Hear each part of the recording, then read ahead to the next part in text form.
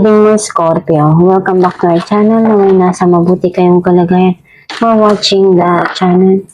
Sa channel reading, kayo nang bahalang magpapalit ng situation nyo sa reading ko.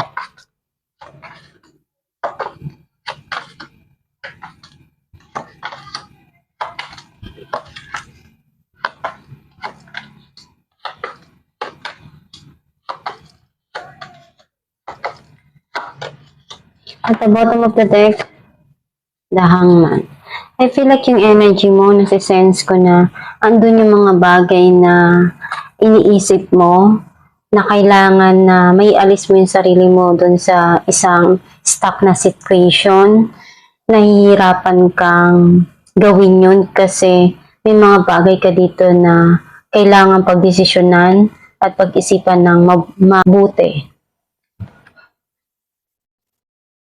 Sa sign ng card mo, nakikita ko na andun yung mga bagay na kailangan mong ibalanse sa mga dumarating sa buhay mo.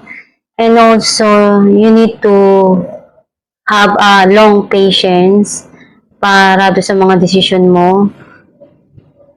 Kung sakaling ano man yung mangyari sa huli, alam mo sa sarili mo na handa ka doon na harapin yun, yung pagsubok na yun o yung mga desisyon mo na ginawa.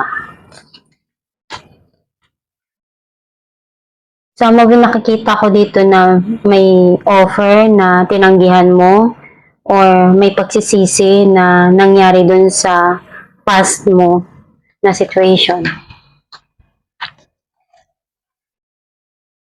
Sobrang sakit nung naramdaman mo to. Andun yung sadness na pilit mong inaalis, pero sobra yung you feel broke inside of you na kahit anong gawin mo, nahihirapan ka na kalimutan yung mga nangyari na yun.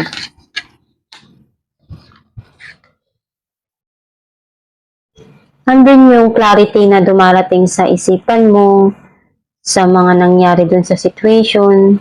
Some of you, someone wants to talk to you. Ayusin kung ano yung mga dapat pag-usapan.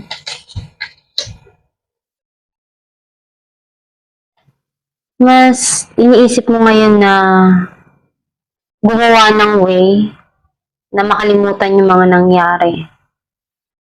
Tinutuon mo yung sarili mo sa mga bagay na pwedeng magpakabisi ka o pagkakabisihan mo.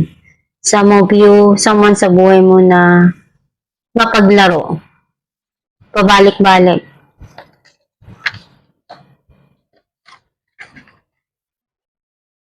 Nakita ko na nandun pa rin yung you feel sad and may mga gumugulo sa isipan mo. Some of you nag-overthink ka kasi sobra yung naranasan mo na trauma ka doon.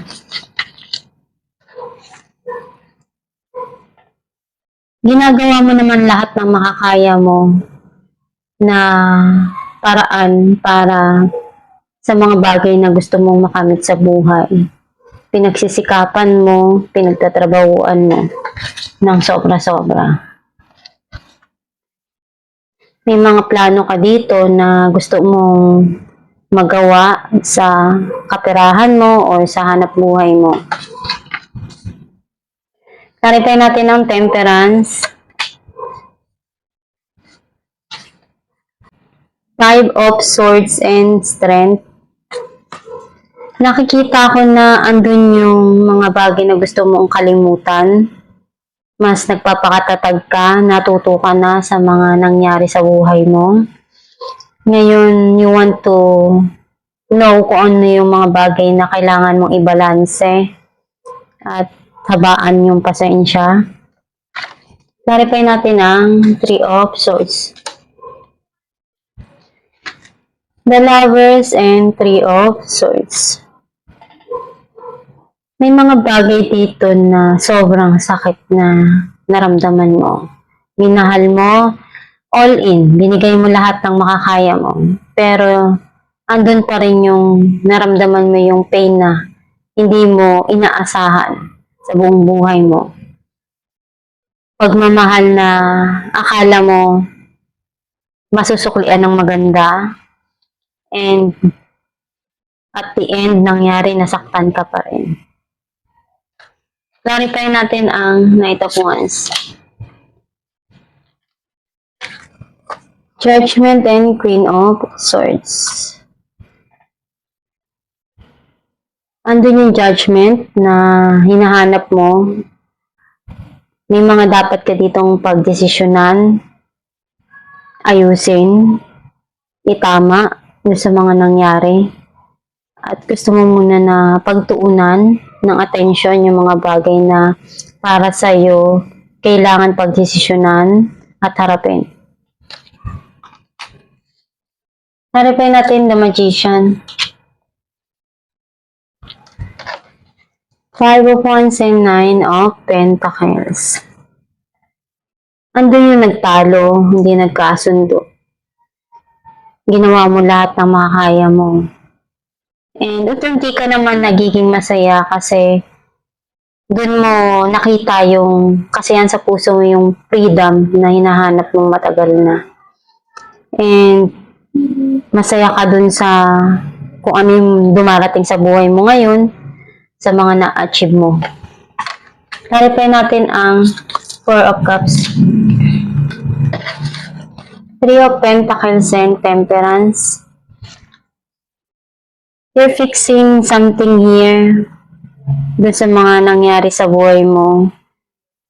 Marami ka mga pinagsisihan, pero kailangan mo talaga na harapin and also ibalanse yung mga dumarating sa buhay mo ngayon. Either masaya man yan o malungkot. Kailangan mo lang talaga na pagdesisyonan ng tama. Clarify natin ang Knight of Swords.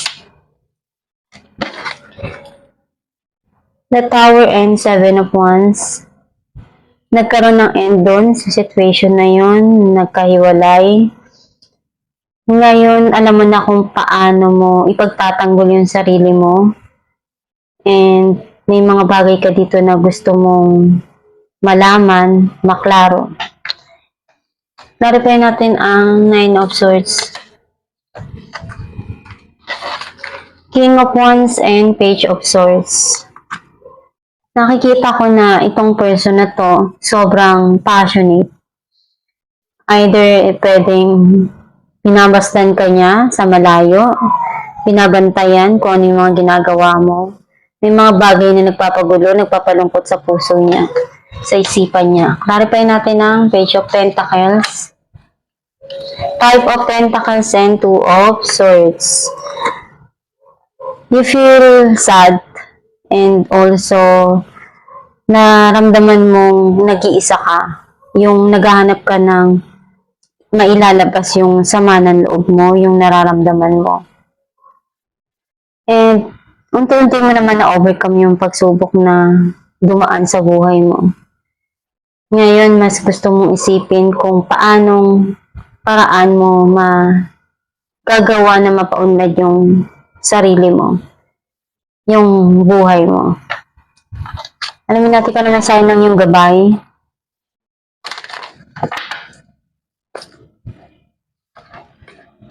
Assertiveness. This situation can be healed gently and with love as you have requested, yet there's also a need for your strength and truthfulness with the other people are involved. We will stand right behind you as you speak your truth, giving your strength and guiding your words. Ang mensahe ng yung gabay na andyan lang palagi ang gabay mo, ang Diyos Ama, ang universe to guide you, help you, and protect you sa mga dumarating sa buhay mo.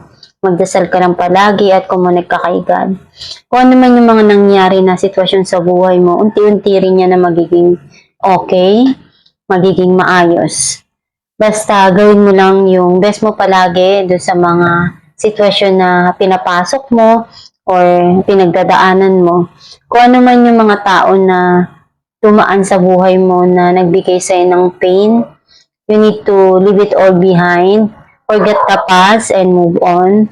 May mga sitwasyon talaga na kailangan mong pagdaanan para mas mag-grow ka as a different person, mas malaman mo kung ano yung gusto mong path na tahakin, Basta isipin mo lang palagi na maging positibo ka sa pananaw sa buhay para ma-achieve mo yung mga pangarap mo.